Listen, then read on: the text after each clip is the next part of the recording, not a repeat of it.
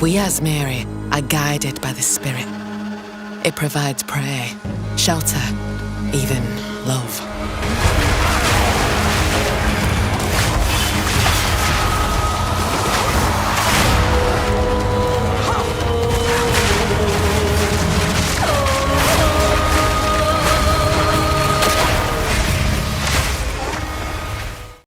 Welcome back, you filthy exiles. So I really found it interesting, the contrast between Diablo 2 and even like the remake of Diablo 2 and the look and feel of the Huntress being the Amazon in Path of Exile 2, and that's what we're going to talk about today. So obviously the patch notes are due hopefully later in the week, and the Saturday up and coming will be the release of the 0.20 league now, or we're just going to call it a league at this stage, but it's a patch for Path of Exile 2. I'm feeling much better about Path of Exile 2 with everything that I've seen. It's starting to shape up to be a Path of Exile game. There's definitely people out there that think it's not enough. I actually think they hit the nail on the head for a number of issues with, I guess, when the game first came out. And now it's actually starting to get things added into it. Yep, there's things that can be done better with crafting. There's definitely things that can be done better with the end game. But I think some of the big compromises around mapping and waystone access and drop rates and all that sort of stuff is being addressed at this point, in particular portals. So I'm actually really excited. Also, I'm super keen to see the balance changes that they're going to bring into the game. But we're not going to talk about that today. We're going to talk about the Ascendancy, which I've been waiting for. There are two. So number one is the Templar, because quite frankly, I want to play a Paladin, and I'm hoping they have a Paladin class or a Paladin Ascendancy when that gets announced. And the second is the Amazon. And the reason why I like the Amazon is, as you may have imagined, from the very start of this video, I was a Diablo 2 player back in the day. And the Amazon in Path of Exile 2 basically looks and feels the same as the Amazon in Diablo 2, at least from what we've seen so far. And I thought we'd talk about the Ascendancy. Now, in particular, when we get later in the video, I'll give you a POB to start build planning with. So I actually did some heat mapping and research on this, pulled one down, and we might do like a level test just to level up a Deadeye, because Deadeye is basically the closest thing that's going to get to an Amazon until it comes out. And then basically, yeah, I'll have a POB. We'll talk through it at the very end of the video. And then, yeah, pretty much, I am super keen to play this from the league start, mainly because I've been waiting for the Amazon for some time. It's also in the vicinity of dodge and evasion, which is really strong. And just some of the Ascendancy points which we're about to talk to or through are incredibly powerful and really cool. And I like them. And also lightning spears and weapon switching. Anyway, that being said, let's get into the video and start and talk about the Amazon. Okay, so starting off with the Amazon Ascendancy, we have the point critical strike. Now, this is down on the lower end of the Ascendancy points. Basically, what this does is chance to hit with attacks can exceed 100%. Gain additional critical strike chance equal to 25% of excess chance to hit with attacks. This is basically free critical strike as long as that chance is exceeding 100%. I actually really like this. It means that you can really go high-end crit. And we can also see the minor nodes here are accuracy. Now, there are 3 nodes, one called Falcon Drive, which gives you increased attack speed per 250 accuracy. You've also got Pinpoint Shot, which get attacks gain increased accuracy rating equal to the critical hit chance. And you've got Finesse, which gives you accuracy equal to your intelligence. And based on the POB I have at the very end, potentially you could also run this as a CI style build and run intelligence and ES, and then essentially use that intelligence to then throttle up your accuracy, which is going to increase your chance to crit and also increase your damage overall and your attack speed, which is pretty cool, which is why I really like the look of this Ascendancy. Then we've also got Penetrate, which, and personally, like, I would be taking Critical Strike and Penetrate early on. Now, Penetrate is attacks using weapons have added physical damage equal to 25% of the accuracy rating of the weapon, which basically means that you want to run a spear that has a high level of accuracy, and this is going to increase your physical damage, and then any damage that's being converted to elemental or anything of that nature is then going to extrapolate onto that. which is quite a strong Ascendancy, and one that I'm really keen to see as to how it works. Now, beyond that, we've got the next set of points, which is Predatory Instinct, which reveals weaknesses against rare and unique enemies, 50% more damage against enemies with an open weakness. Now, this shows on the bar as like an open sort of section on the health bar. I'll put an image up on the screen so you can see what I'm talking about. And it looks pretty cool. It basically means you do a ton more damage in that period, and then you reduce down in damage, but then the next Ascendancy actually makes that more potent. So, and I'll also note these minor points are also action spell skill speed points, which makes you even faster again as a sort of global modifier. Then we go into In for the Kill, which is 20% increased movement speed while an enemy is open for weakness in your presence, 40% increased skill speed while an enemy is open for weakness in your presence, which I consider quite strong. Now, we don't know what other synergies exist for open weakness yet. Now, there could be unique items that also capitalize on this, which I'm really keen to see what the go is. And this, so far as I can see, is an incredibly strong Ascendancy for just boss dropping at the end of the day. And quite frankly, looking at it, Predatory Instinct, In for the Kill, Critical Strike, and Penetrate all seem to be like a really good Ascendancy set to go on if you want to do as much high octane damage as possible. Now, for the Elemental Infusion node, essentially this infuses your weapon, whereby you essentially cause the weapon, or the spear in this case, or whatnot projectile to explode on impact. This is basically like the old discharge setup in Path of Exile 1, but with spears. Now, the infused avatar sort of seems a little irrelevant, where 50% chance for infusion to not be consumed when infusing a projectile, but I can also see this being really good for big AoE clear on maps where you just want to blast through enemies.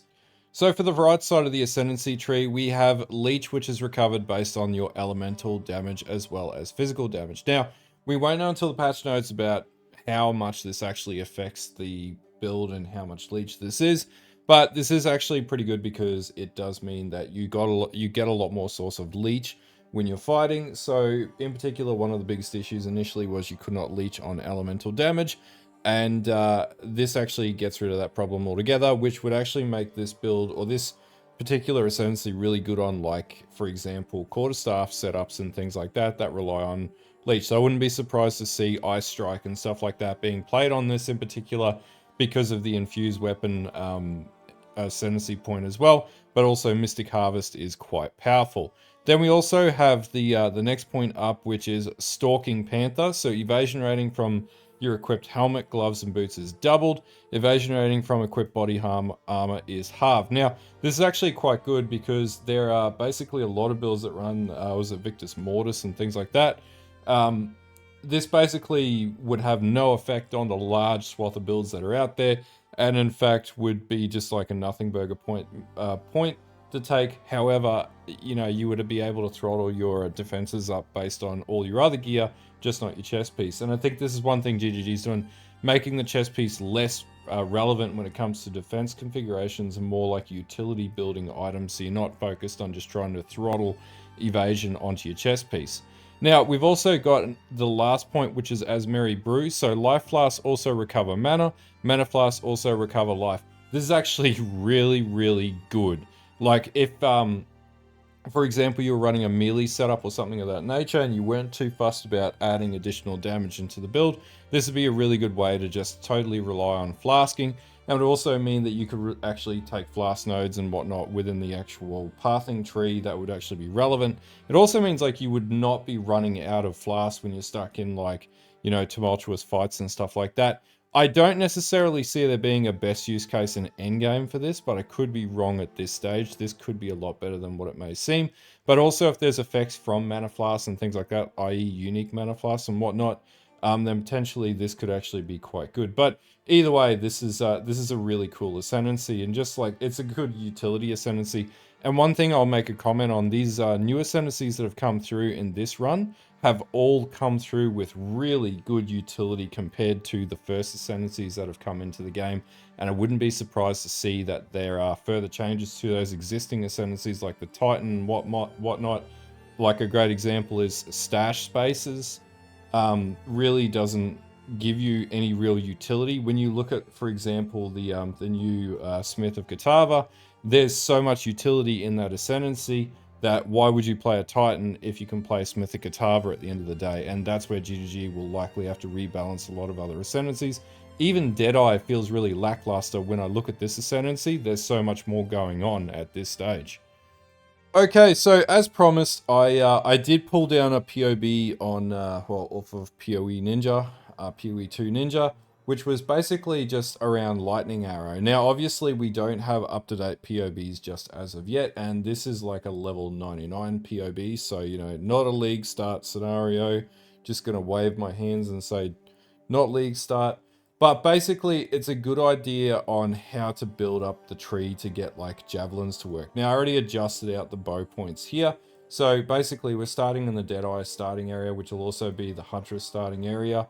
We're taking down like Honed Instincts. Now, we would probably take these early accuracy nodes and a few other early nodes as well, just to get additional amounts of damage onto enemies. And then basically, you know, we're not going to be using Master Fletching, so we don't need that, which is going to inevitably drop our DPS down there, but it doesn't really matter. Now, we could take these block chance nodes as well, which is totally fine. Like, you know, we'll probably be running a shield, so, you know, taking block is definitely a good advantage that we get with this configuration.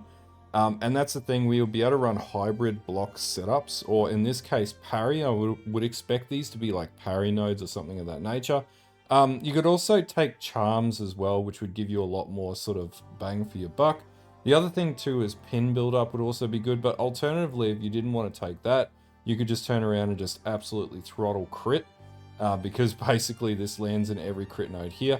So as we go down, we basically get all these sort of just, like we're stacking intelligence with this setup. We come down, we grab these spear nodes.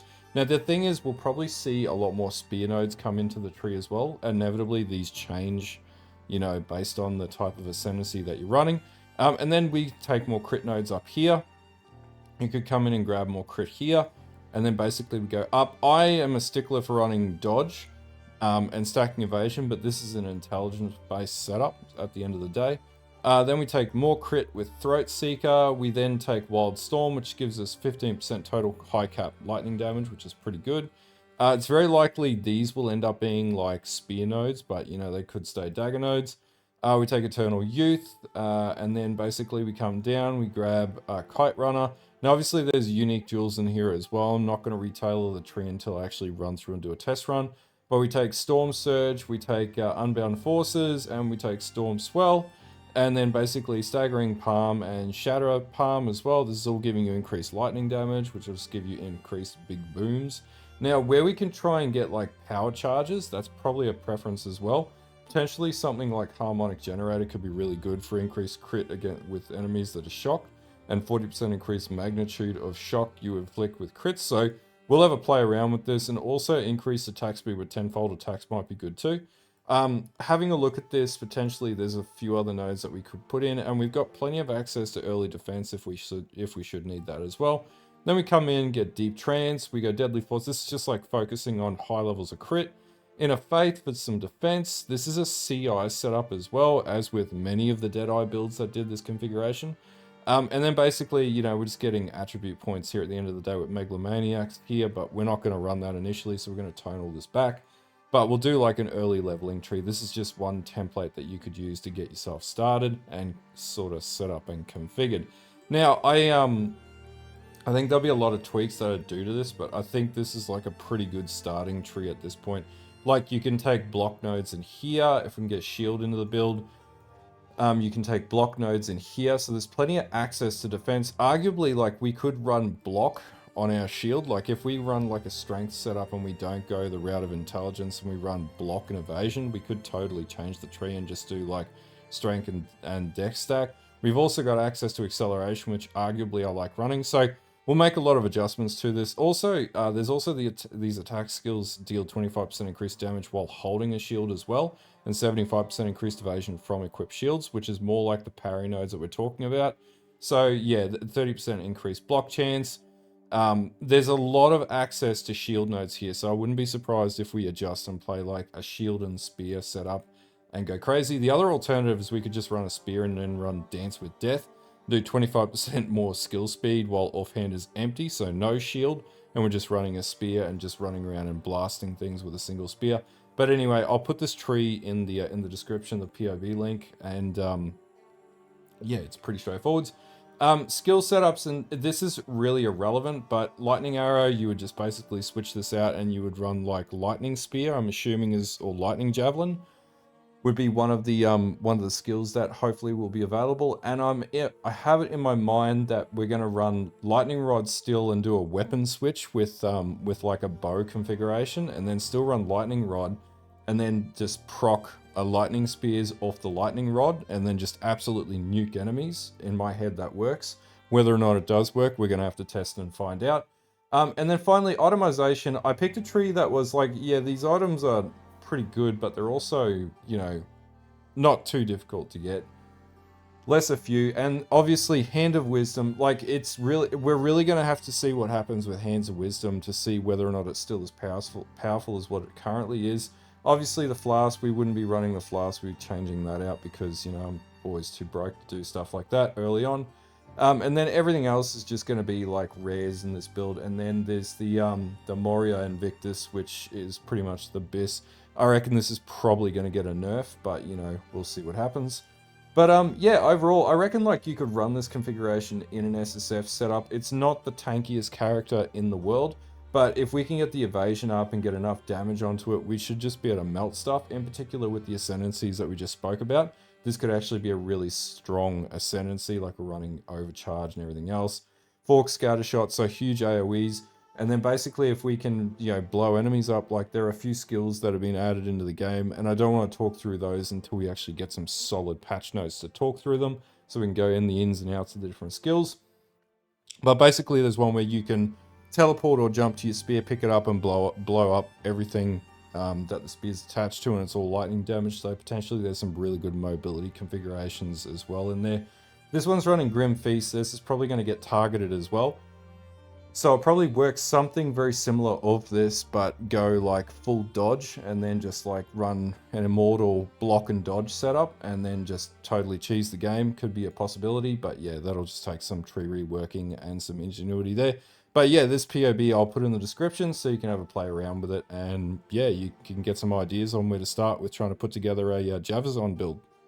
Okay, so that's pretty much my run through for the Amazon. I hope this gives you some ideas to work on. Like obviously there's a lot of stuff that we can do with bleed in the game now as well. And there's new support gems coming in, so bleed is going to be another avenue, and then just straight up physical attack.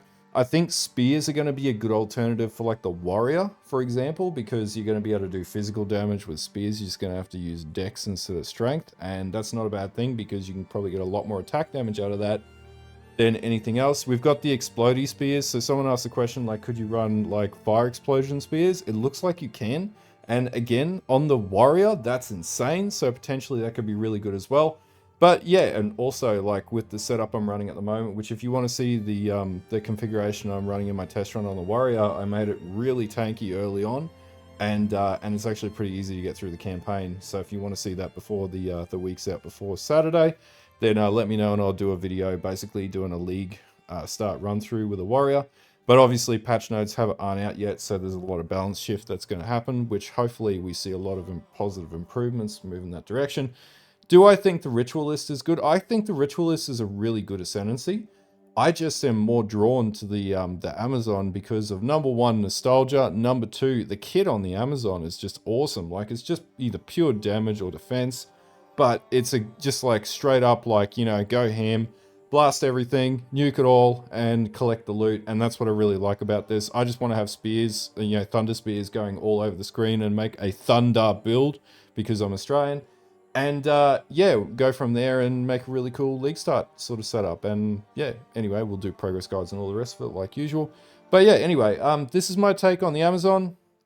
I think it's going to be a great Ascendancy. I think Huntress is going to be a really well sort of rounded sort of setup. We're probably going to find some build breaking stuff, which is really cool. And hopefully they don't nerf that too quickly. But anyway, if you like this video, don't forget to like and sub to the channel. We're going to be doing a lot more Path of Exile 2 content now that I really like the direction of where the game's going. Portals are getting patched up. you know, endgame's looking a lot more sweeter. There's a lot more content coming in, so it's about time we get into it and we start making a ton of cool builds in Path of Exile 2. I'll put links down in the description to the different tools that I use as well, and also a POB link as well. But anyway, until next time, I'll see you guys later on, and have a good one.